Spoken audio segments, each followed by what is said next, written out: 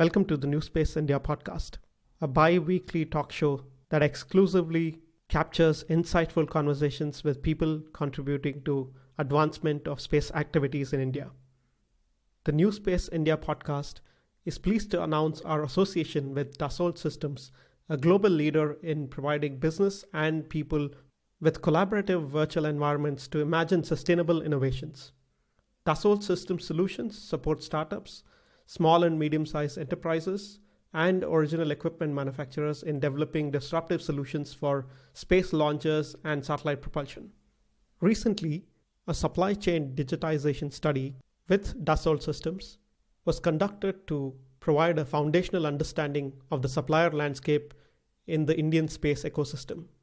Please use the link in the description to download the public white paper of the results of this study, which will also give you a perspective on how ready Indian suppliers are to enter the global space market. Welcome to the NewSpace India podcast. This episode was recorded in conjunction with an event organized by Asian Pathfinders as a part of their Pioneer series in September 2020. I had a chance to play host to former chairman of ISRO and Secretary Department of Space, Shri AS Kiran Kumar, as a part of the fireside chat organized by the Asian Pathfinders on September 26, 2020. This was a great opportunity for me to ask some interesting questions to directly the former head of the Indian space program, and I thought that the recording of this conversation might be insightful to the audience of the NewSpace India podcast. So here it is, unedited, and for you to listen into our discussion that happened back in September 2020. Thank you, Narayan Prasad, for that generous introduction. And also, let me compliment the Asian Pathfinders for organizing this program of trying to reach out to the people, linking with those who have done some work in the various areas. Only one question was the name of the activity itself is a fireside chat. So now we are all in the COVID situation in our houses and there is no fireside here for the chat.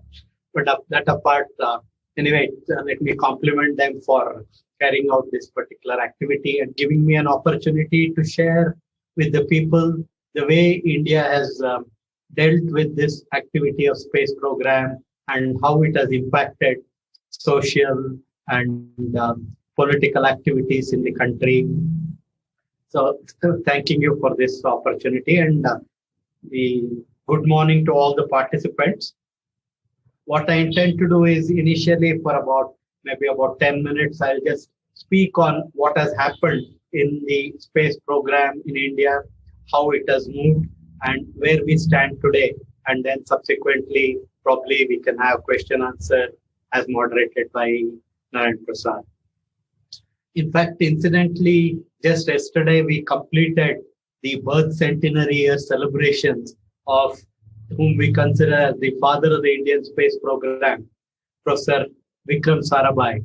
And as many of you may be aware, Vikram Sarabhai was the person who visualized how a technology like space can be utilized for the rapid development of a developing country like India.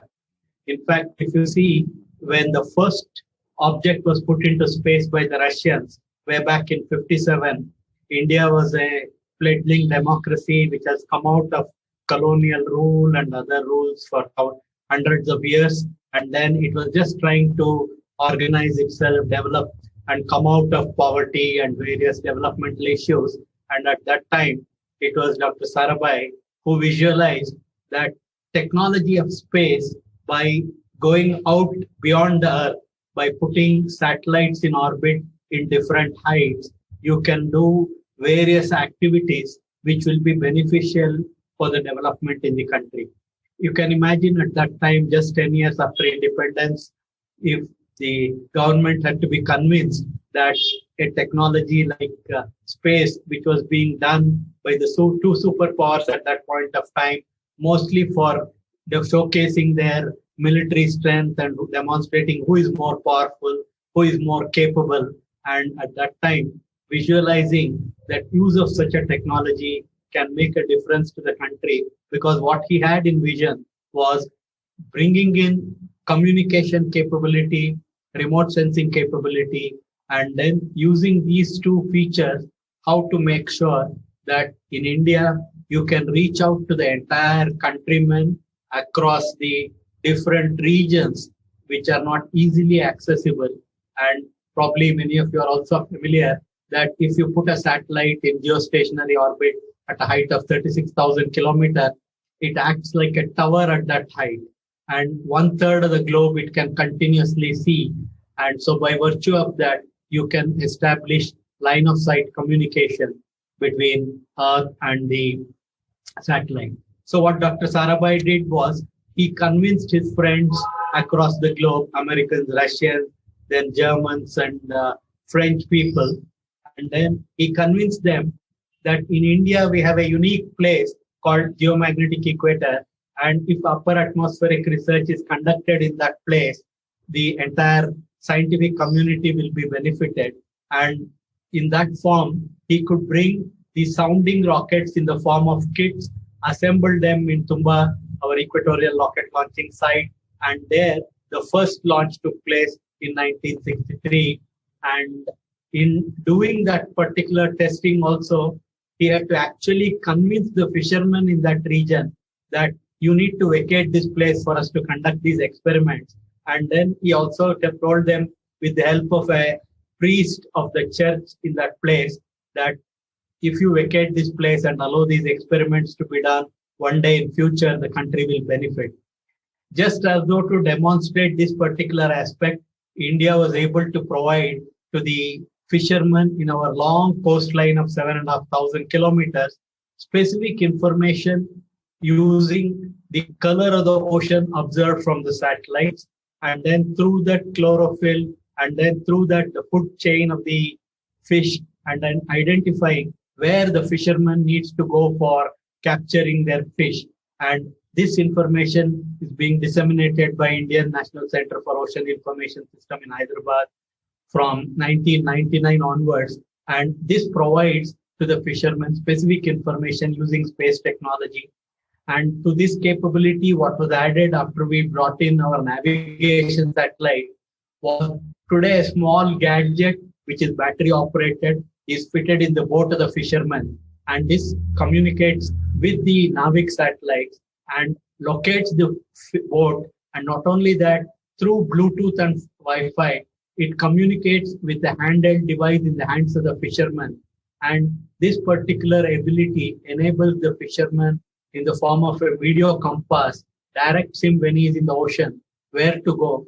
And not only that, an app on the mobile enables the fisherman to get specific information in his mother tongue on any weather vagaries that could occur if in the coming days sea state roughness is going to be very heavy, or it's going to be cyclonic or wind storms, etc., so that it alerts him. Not only that, if he is anywhere near the international boundary, then also it gives an alert to him. So you can see in this one example, a person who does not know reading or writing is getting the benefit of the most advanced technology of rocket, satellite, instrument built on that, and applications. So this is one of the aspects. And then in the early days, what was also done was India conducted the world's largest socio-technological experiment of making use of an advanced satellite built by Americans, borrowed for about a year, and using that borrowed satellite in about 2,400 villages in our country way back in 75, using technology similar to today's direct-to-home television, the reach was established and direct-to-community sets were built, and India conducted the world's largest socio-technological experiment. And through this, the government was convinced that space technology is the way to establish communication and broadcasting in the country. Otherwise, the alternate technology at that time would have been terrestrial microwave towers every 1 kilometer. And then you can imagine 3.25 million square kilometers of the country would have needed a huge amount of the infrastructure, cost, and all that. Then beyond that, in terms of teleconnectivity, it was established. Then meteorology, by looking at the image data over India and its surroundings and providing it to the weather forecasting community, today you are able to actually forecast when the cyclone hits a particular location in our long coastline and enable the disaster relief agencies to evacuate the people and save their lives. Where today in super cyclone occurrences, the loss of life is reduced to single digit, which used to be in the range of tens of thousands of people in the earlier decades. Then today, by virtue of the technology that is developed in the country of launch vehicles, starting from a simple sounding rockets in the form of kits, today we have 3 versions of the launch vehicle, which again has gone through a lot of geopolitical influences, and the activity itself, as you can imagine, because the dual use nature, a lot of restrictions are there. So when you are developing the technology, you do not have access to many of the things. But then even in the presence of such restriction, the India was able to actually do in almost self-reliant manner, establish a capability to build launch vehicles, then build satellites, and then build instruments. And using that, today, a large number of applications but are done by state and central government departments.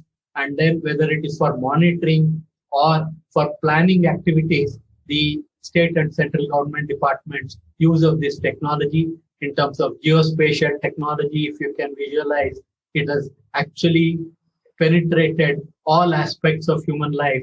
And today, whether it is surface water mapping of the country or identifying what is going to be the crop yield in major crops. And then when there was restrictions, developing the cryogenic technology itself totally indigenously. When one superpower was ready to provide the technology, another superpower ensured that it did not happen.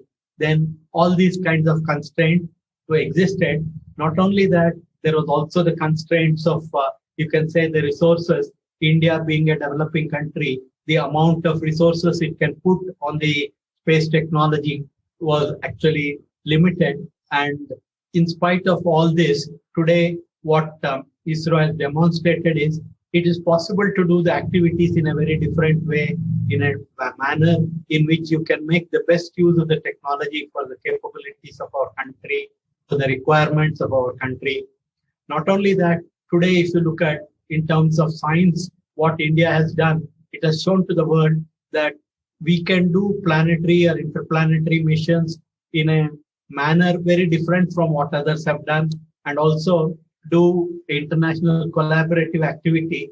Chandrayaan-1, if you take, it was an excellent example of how technology development could bring in a large number of countries together.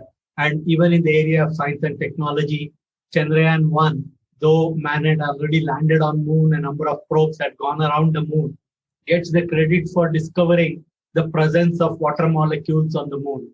Similarly, when the Mars mission was done, the manner in which it happened brought in a view, the entire world started looking at the country. And similarly, as part of our developmental activities, while we were trying to gain some revenue from the technical capability of launching satellites, 104 satellites which was launched in one go. And then if you look at satellites like AstroSat, which is again making a huge impact even scientifically, today it has performed an activity which is very unique.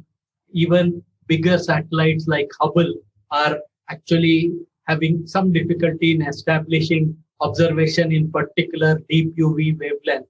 This satellite today carries the world's highest angular resolution telescope and is able to make a new observations and provide new inputs to scientific community.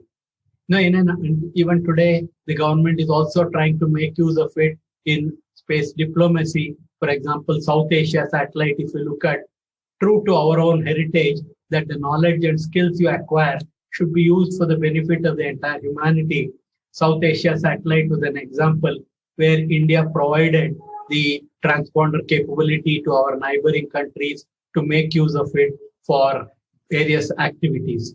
So in this manner, today what India has done so far is build a technological capability of launch vehicles, satellites, instruments, applications, and showcase that all this can be done specifically to address various problems in the country, whether it is education, telemedicine, or day-to-day monitoring, or planning and navigation. In all these areas, it has shown. And today, currently, what the government is trying to do is, in fact, the technological capability of space, if you see, we are among the few countries in the world who have this end-to-end capability.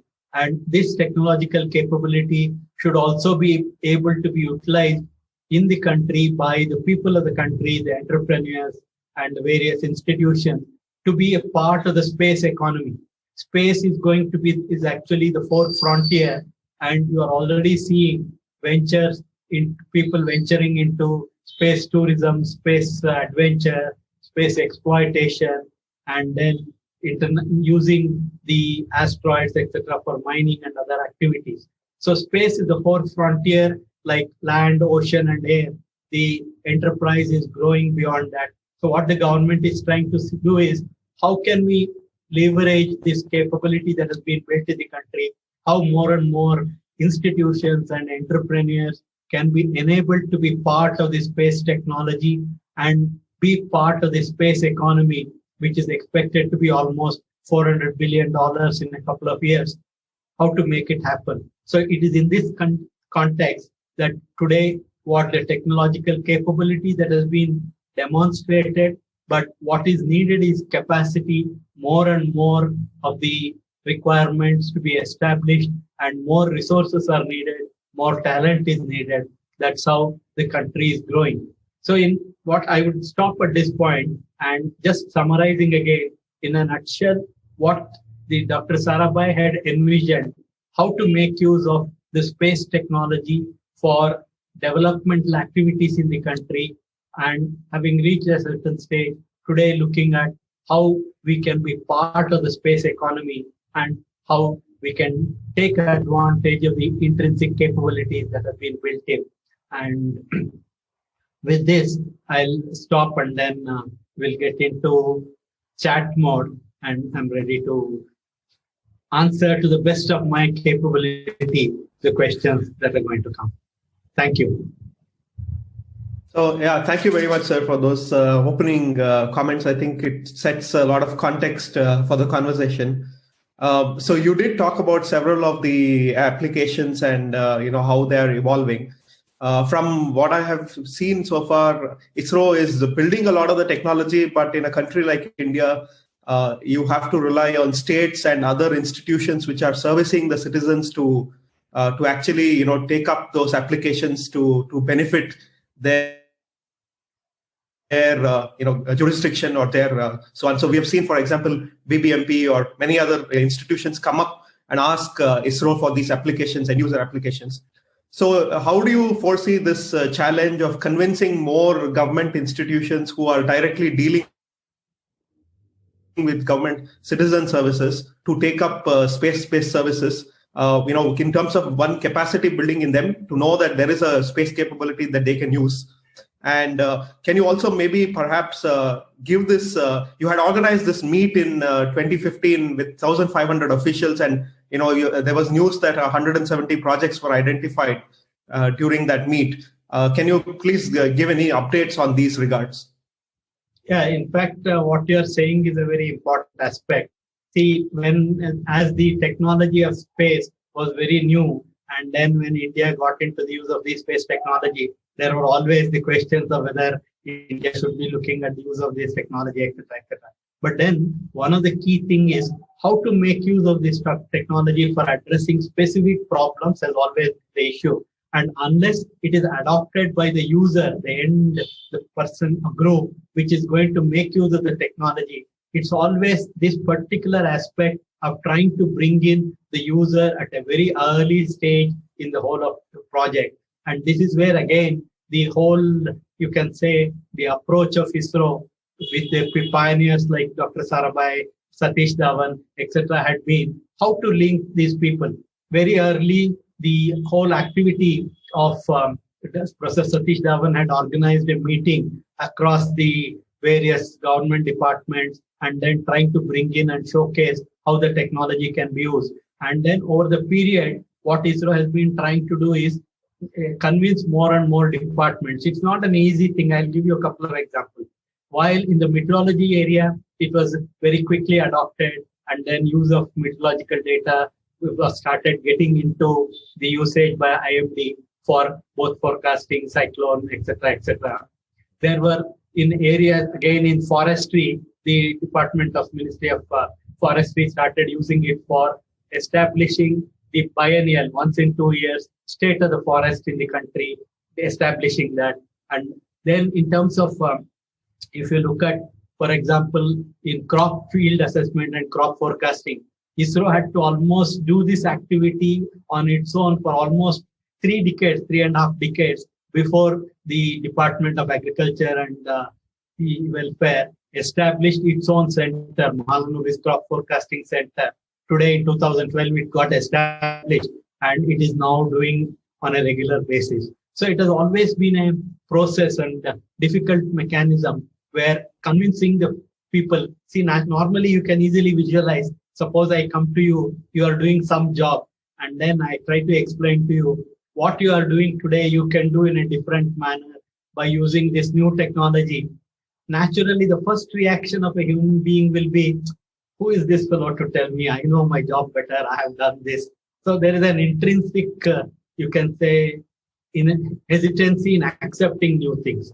So that is where space technology being very new, the problem was there. So continuously the effort was going on. And the activity, what you mentioned, actually the credit for that we should really give to our Honorable Prime Minister, because when he was the Chief Minister in Gujarat, he actually made use of both communication and remote sensing in many of the planning activities in Gujarat. And also there was a center called BISAG established, where one of the ISRO person was moved over there as a director. And then he was aware of how space technology can be utilized in various government activities. So what we did in 2015 was bringing in all the secretaries of various state and central government departments, and based on a series of activities, we set up about 28 teams in ISRO, worked with each of the departments, looked at what they are using space technology for and what more they can do.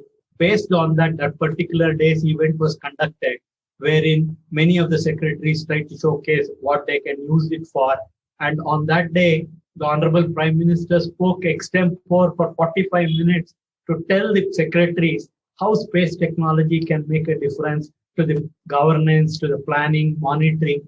In fact, that gave a big boost, and almost subsequent to that, lot of work, we established more working relationship with the department, and it is continuously going on. Today, for example, if you take Manrega, where the government spends tens of thousands of crores, the ISRO has been able to work with NIC and government departments. And today, Bhuvan hosts as a platform all the activities that are going on in Manrega gets registered, and government gets to know the whole set of activities. And then it's also able to use it both in AI and ML activities in terms of planning. For example, if you are doing a water recharging structure, which is the right place to do, or simply anywhere, if it is done, what is the impact? All these kinds of things are going on. But if beyond all this, no matter how much is the effort you are doing, the government departments and the people available in the government are still limited. It's only when more and more academic institutions, the student groups, and the entrepreneurs are penetrating and pour over the huge amount of data that exists, using that data, convert them into decision making and more specific information for the decision makers, it becomes beneficial. It is in this area that the success has been there, but limited, but lot more can be done. That is where making the data accessible, available, where the conflict between security and various departments, the tussle was causing the problem. And hopefully in the coming days and weeks and months, these are going to be actually made more and more accessible, so that both the student community, research community, and the entrepreneurs will be able to really play a big role in providing specific solutions based on actual scientific and technical knowledge. As we can easily visualize, suppose you are the person who is in charge, an executive, you are now actually trying to do firefighting. You are trying to solve the problems yesterday or day before yesterday. So you have time constraint. So if you are actually given an option, these are the solutions possible. This gives you these advantages with these penalties. You will be making an informed decision. So it is in this context that efforts like technology builders, technology utilizers have the responsibility of enabling the executive to understand the scenario better and provide them better options so that they can do informed decisions. So the follow-up question I had was around the capacity, building and information that can trickle down to citizens that gives a broad overview as to what is the fruits of the space program, because there is, of course, a lot of the direct interactions that you and others have to convince people that there are, these benefits that are coming out. But it would be also interesting to see if there is a kind of open information on to what level or to what extent all the benefits are trickling down according to region-wise, because the mandate of every state and every region, as I said, the jurisdiction is independent. So, and also it perhaps creates a little bit of competition between states or between departments to also use space technology in a way that that benefits them. So to this end, it trickles back to the idea that then there's a case for space to get more and more investment by the government. And the second part is that you also convince people who are naysayers saying that, we shouldn't be investing in space and should be investing in somewhere else, to also, demystify this argument for them. So, do you see these efforts taken up by ISRO in the future by mapping all of this information and providing more and more information on how broadly the adoption has been, and in every single program that addresses every single community, and what is the way forward here? This is again one another very important aspect, and again it's an aspect which is actually constrained both in terms of manpower and resources. See, if you see, just to give you an idea, for example, when a lot of comparison happens with respect to International Space Agency doing such reaching out, etc., etc. If I were to tell you that the entire money ISRO has spent right from its inception, even after adjusting for the value of money, the total money is less than a 1 year's expenditure of an advanced country, then you can see the constraint that exists. Many of the things that we need to do is definitely, if you have to reach out and bring out and tell the people, both the new generation and the current generation, significant amount of time and effort and resources are required for that. And today, ISRO, by virtue of its the overwhelming load that it has in meeting the current activities, and then making more and more. Anyway, this is a problem, but notwithstanding that, our effort should be how to make it happen. So toward this, what has been done is, for example, in last 1 year, under the Vikram Sarabhai centenary year celebration, there were these mobile vans, and then which went around the country, different parts, and then trying to reach out, tell to the extent that's possible. Then also we have in Hyderabad, in JD Metla, there is a center which is established where within the campus, any academic institution, students and researchers can come and work there. They have free access to data, all the data that is collected by ISRO, and they also have access to doing some development of software. For example, one student group made use of these capabilities and came up with a mobile-based app for actually linking the needy of food with the sources of food, etc. A lot of such geospatial technology things. And then today we have Bhuvan platform for many states. And we have also actually in Bangalore, for example, Bangalore Center conducts in Kannada language every year for the school students, based on their use of Bhuvan platform data, conducting projects. Then based on the project, they get awards, etc., etc. See, in all these things are happening, but for a country of our size and our reach, it's a minuscule thing. So the really, again, the problem comes back to the resources that we are able to provide. And this is one of the major constraints. Though the desire is there, though the need is there, many times it's the resource that puts a constraint. But notwithstanding this, we are encouraging the people, for example, the staff of the ISRO itself, we are encouraging them to go to their home places where they have learned their school and then try to showcase there when they go there in their holidays. So in different ways we are attempting, but finally it boils down to the resources that are available. Yeah, and that is, of course, a large part of this debate, and especially when you look at, for example, the evolving security situation in India, and given the talk is about the social political context, and recently the government has taken a decision to also branch into defense space with the creation of the Defense Space Agency and Defense Space Research Organization. Since India, was one of the only countries that had a very civilian approach to beginning the space program and evolving it for the last 50 years.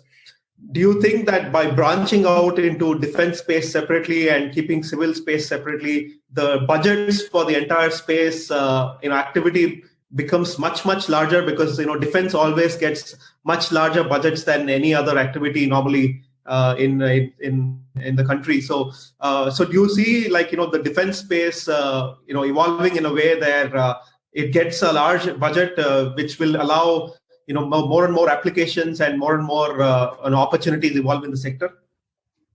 Yeah, see, if you really look at how the technology development globally has happened in terms of access for people to do research and then money available for doing research, etc. Internationally, it is only the defense activities which has spurred the spending of money by the various Western countries. And it is the trickle-down effect of this money which is available to researchers, whether it's in academic institutions or even private enterprises, etc., which are happening internationally. In India, like the way the whole activity started, and because you are coming out of a colonial rule, and then the way the government started looking at the development, the corresponding scenario of the money that is being spent in the defense sector was much of it was not happening within the country for various reasons. I don't think we need to get into that aspect. But then what we are telling today, as a country grows, as it becomes economically stronger and stronger, and also as it needs to protect itself, these are essential things which are going to happen. There is no way India can avoid getting into this use of space for ensuring that it is able to protect itself. For example, if one of the countries is trying to make use of it for all the advantages it can take from that, others cannot remain mute spectators. They also will have to do sufficiently to protect themselves, because one of the basic things is a country requires its own to protect itself. And then when others have, while originally the idea of space was a common heritage of the humanity, and it was not to be used for military purposes or for those kinds of activities, but then the human behavior, if you look at it, is might is right, is always the scenario. Those who have the capability will dictate. And then those who are trying to make use of it, like you have an air force, army, if you are going to have a space force, then you are also forced to do certain things. So in this context, what happens is, while the last 4 to 5 decades, India was able to make the best use of the space technology from the civilian domain, but it's also now required to address the problems it is facing and spend more and more on these activities. Now, the Atmanirbhar Bharat is where the defense expenditure might see more components spent in the country, and through that provide more opportunity both for the industry and academia to get a share of that money. Because if you are not doing your own original research, you will always be a follower and you can never come up with a newer thing. So that's an essential thing. And in that area, the COVID, what it has done is it has also changed the mindset of a large number of people who actually make decisions and their thinking process. They also realize that it is important that a country like ours need to have some original areas where we can go ahead. Otherwise, what we have been able to show is, in spite of the constraints that exist in resources or technology, in all those areas where your intellectual power is involved, you have done better than rest of the places and taken advantage of that and moved ahead. But then that will allow you to go only that some distance.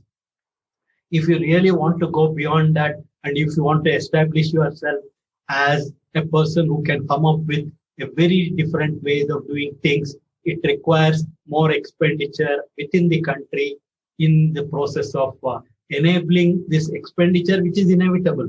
Your protection is an important thing. But then if we are able to actually spend more and more of that within the country, then India is going to benefit. I'm sure all these thought processes are going on right now in the people who matter. And COVID, in a way, has changed the complete global scenario, global political scenario. And then it makes people realize that while globe has become shrunk and has become a collaborative effort, but it also has to cater to itself in the times of certain crisis. It should be able to withstand all this. We have a very interesting question by a professor from a university saying, how can universities, be more involved in proposing end-to-end missions for research? Because we do have some student-led missions with student satellites and the Respond program, which are the academic interfaces. But we have not seen institutions in India or research or universities propose end-to-end scientific missions in a way that is done in through other satellites like GRACE or other examples in Europe or other places. So do you have any thoughts on this as to how scientific professors and researchers in Indian universities can propose end-to-end missions and can get support? Yeah, I think this is a very important aspect. See, like what I was trying to tell, today what we see is a result of what has happened in the past. But then from now, what has to happen in future, we have to come up with different ways of doing things than what has happened. And that is where, see, one of the things I used to keep telling people was, if we go by what has happened yesterday as the yardstick for tomorrow, there would be no tomorrow. The tomorrow will be there only because there are people who want to think differently, who think beyond the limitations that existed. So while many of the people who are in this area try to look for similar mechanisms which existed elsewhere, and then how it happened. There it happened because, like we were saying, the total amount of money that was spent in academia and institutions was huge, trillions of dollars in the Western world. But whereas India never had such an opportunity to do. But then today, in spite of all that, we have reached a stage where there is a technological capability that exists. But then now it is for the academic institutions and the group to visualize, come up with an end. If you are looking for a new way of solving a particular problem, there is enough general source information based on that, coming up with an idea. And then today the government is also trying to see how certain projects can be actually funded at various levels, both within ISRO and as well as the DST and even defense, etc.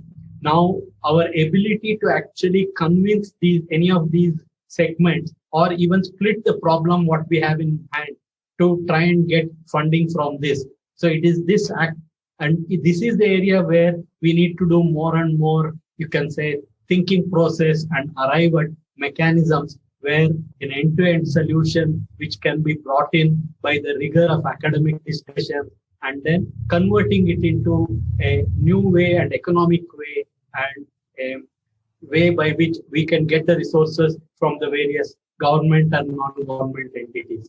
This is a real challenge, and this is where in the coming days more and more effort is required. And today, if you look at already some, for example, the company is now building satellites in hyperspectral sensor and it's trying to get it launched. So this has all happened outside space agency. So opportunities are there. In fact, one of the institutes, even for quantum communication, has started a program which is getting support. And one of the entrepreneurs is getting funding from ISRO on a program which ISRO itself is not doing. So all these are happening. But then it is for us to convince the people that matter that what idea I have is worth doing. That is where the effort is required. And opportunity exists, and it is for us to work towards that. So there's a lot of new technologies like machine learning, artificial intelligence, quantum communication, so many new areas that are emerging and merging with the space technology itself. So a lot of the work, of course, will be taken up by ISRO itself. But how do you see, the new generation of either entrepreneurs or academics involved in these activities to participate with ISRO in these new technologies? Yeah, as probably you're aware, in terms of human space program, ISRO made an announcement of opportunity where almost 18 to 20 specific activities are given an opportunity for academia, entrepreneurs, etc.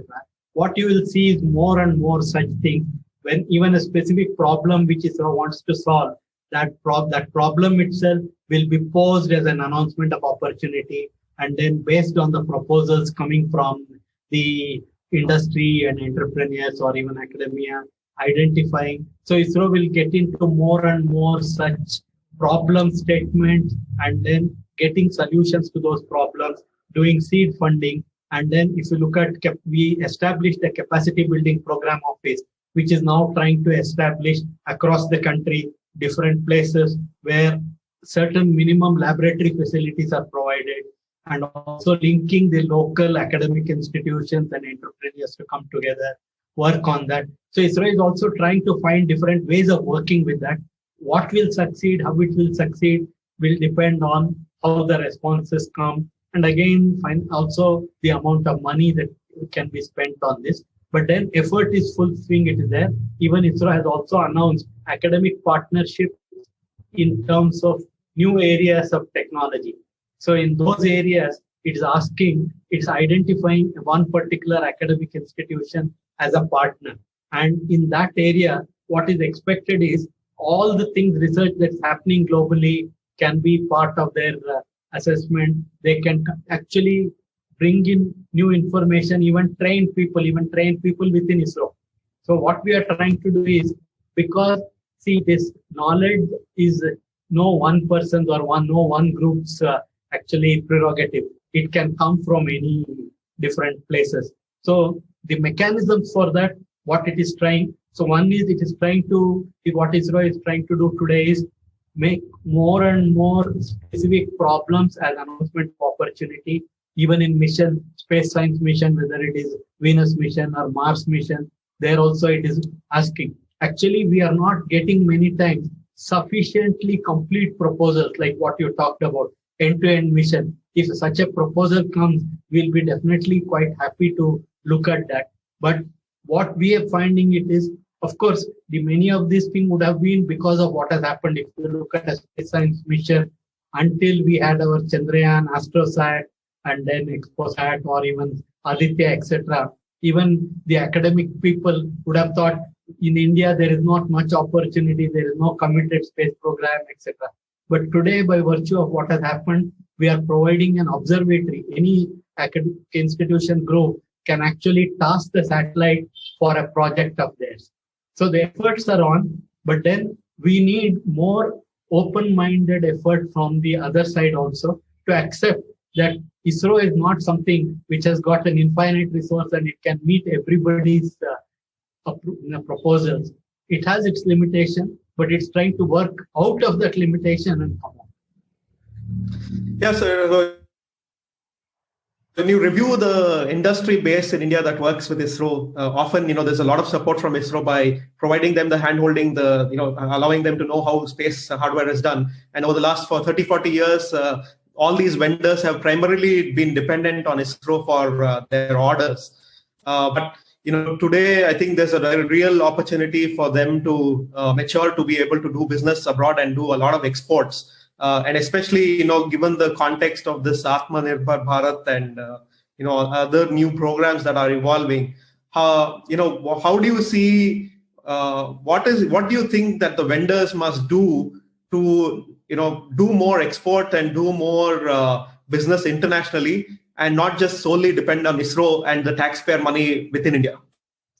Yeah, actually, this is one of the things what you are saying is what current effort of InSpace or what the government is trying to do, because capability is one thing, capacity is another thing. So what was done in the recent past, if you see, look at what ISRO was trying to do itself, was to make sure, see today probably we have about 50 plus satellites for various activities. What we need is probably more than 2 or 3, even 3 times this number to really meet the requirements of the country in various areas.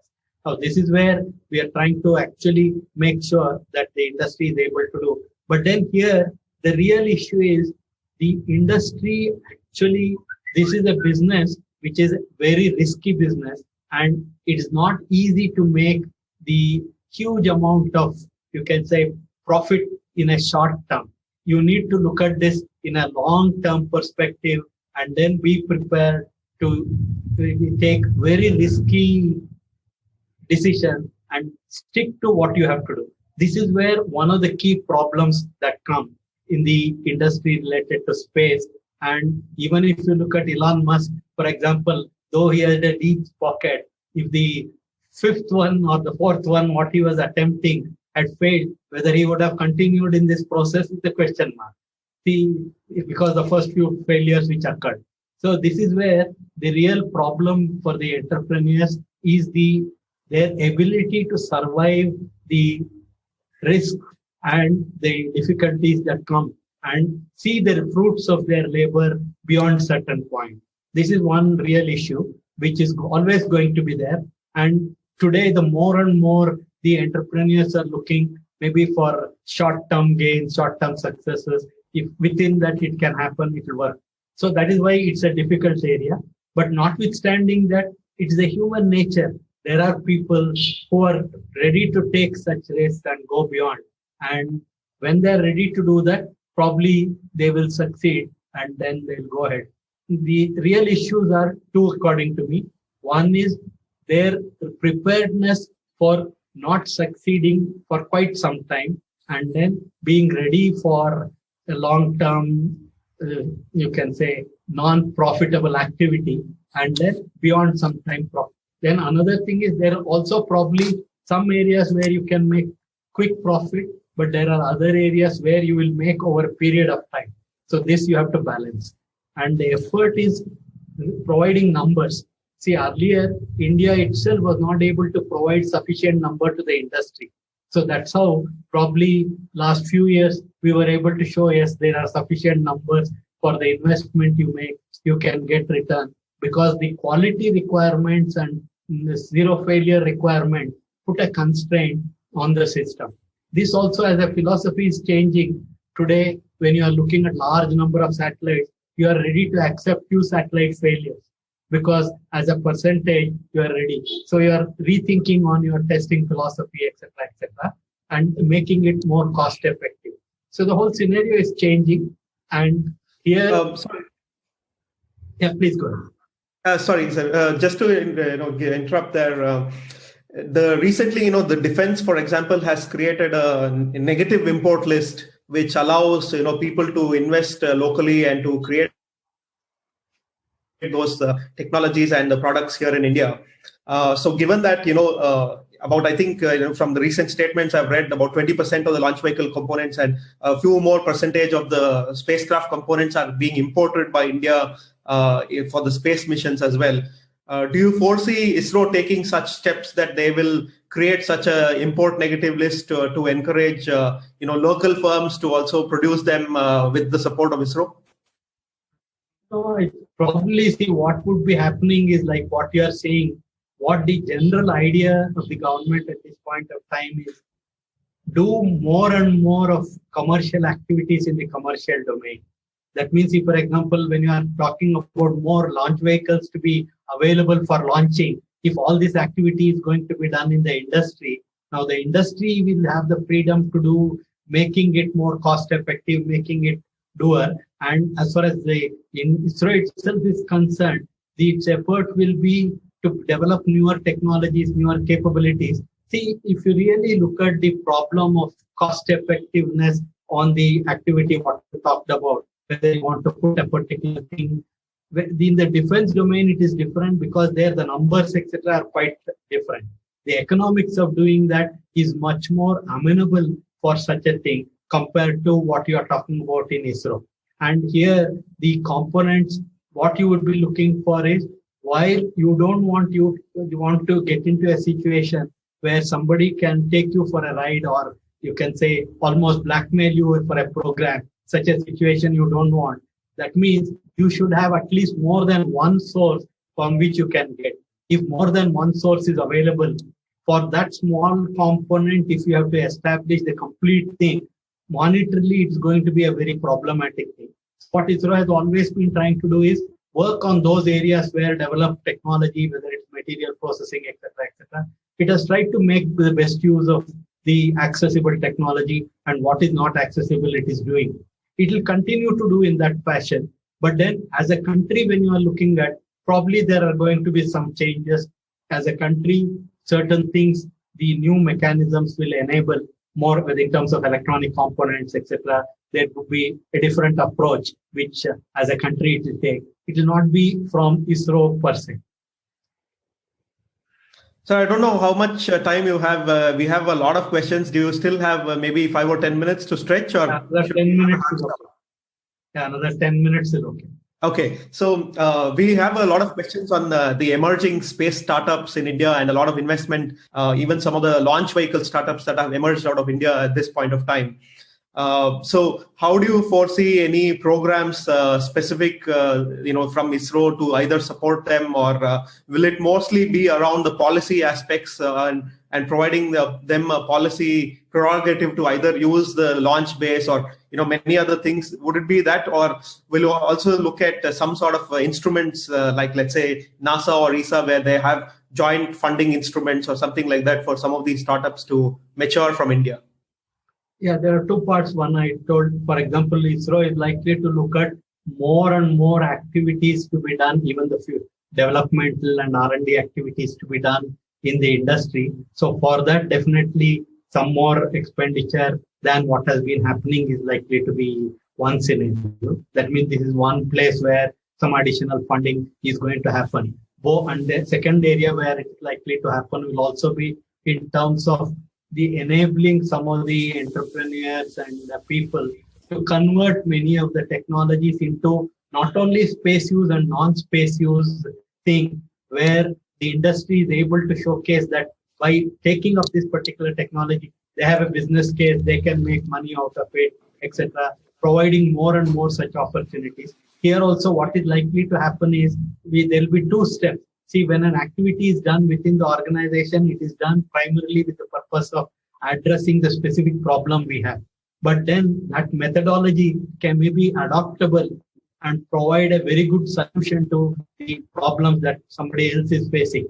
And this part of the activity, we expect that industry or the entrepreneurs to do more and more. Access to what has been done will be there, and converting it to a manufacturable or processable thing could be one more step, where NSIL or Antrix could be enabling that. That is one source of funding where developmental activity of technologies will be there.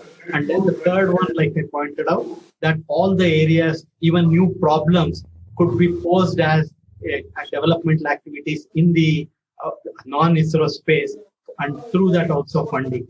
So more and more the amount of development that is being spent on R&D, etc., there will be more co-passengers or collaborative efforts with the industry.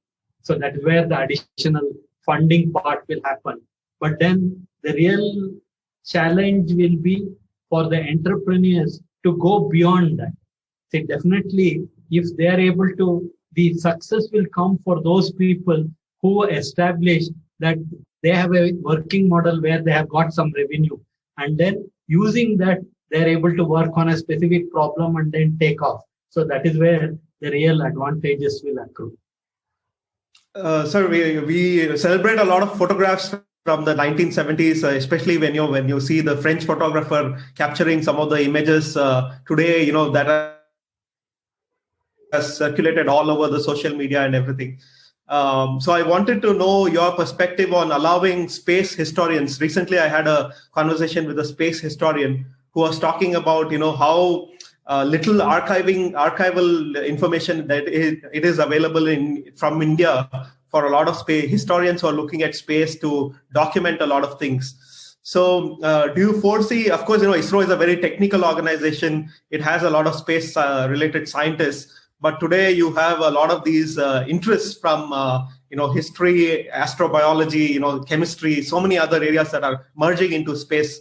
How do you see ISRO opening up to these communities so that the public can access more information through this archiving process and inclusive process of them being in place, and also it allows people to cherish all the developments that have happened over time? Yeah, actually, this is again one of the things is like in general, it's a government policy with respect to the archived information, etc. But in general, if you see what ISRO does, most of the things are actually open literature in terms of projects, activities, etc.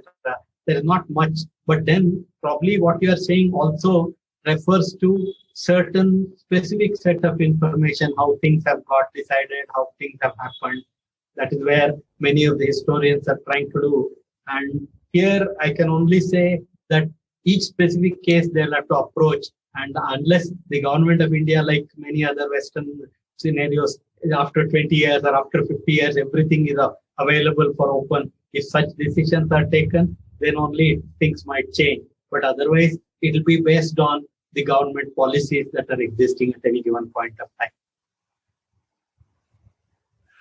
Yeah. So also, the neighborhood in India is of course ripe for many of the applications that India has developed in space technology. How do you see? Of course, SARC satellite was one such example of the neighborhood using space from space-based technology from India. So do you see more geospatial applications, Navik and a few other applications evolve, for use based on, the technology that has already come up in India? Yeah, actually, really speaking, if you see today, there is really no constraint for the entrepreneurs to make use of these, whether it is geospatial data available from the Indian satellite systems, or today, for example, ISRO is also putting, whether it's MOSDAC, Vedas, Bhuvan, or any of these platforms, a lot of data is available. And then it is for the entrepreneurs to reach out to the different neighboring places and provide solutions to them using that. And currently, if you see, I'm sure the way the government is now looking at the problems, more and more open access is going to be available. And if some people quickly start doing this work, I'm sure they will succeed. And I really see a big opportunity here, both in terms of geospatial technology, whether it is Navik-based, Navik, Gagan, and then the geospatial data that is generated, both from our own resources or even from what open sources is there, and the various examples of what has happened in the country. There is opportunity, and I'm sure ISRO will promote to the extent it's always a question of individual approaches. There are always people who go out of the way to support. There will always be others for various reasons through their own experience, how things have happened. Some will be more conservative, but notwithstanding this, situation is ripe today for progressively venturing into those activities, both geospatial as well as communication-based solutions which can be provided. There's always a tussle between security and making data available openly, through ISRO satellites or so on, especially when it comes to high resolution imagery and making the applications of high resolution imagery happen. So do you see potentially a remote sensing policy coming into place that goes beyond the existing RSTP where a lot of the geospatial applications can be unlocked, because today I think a large number of applications depend on Sentinel and Landsat and other open data from European and American sources.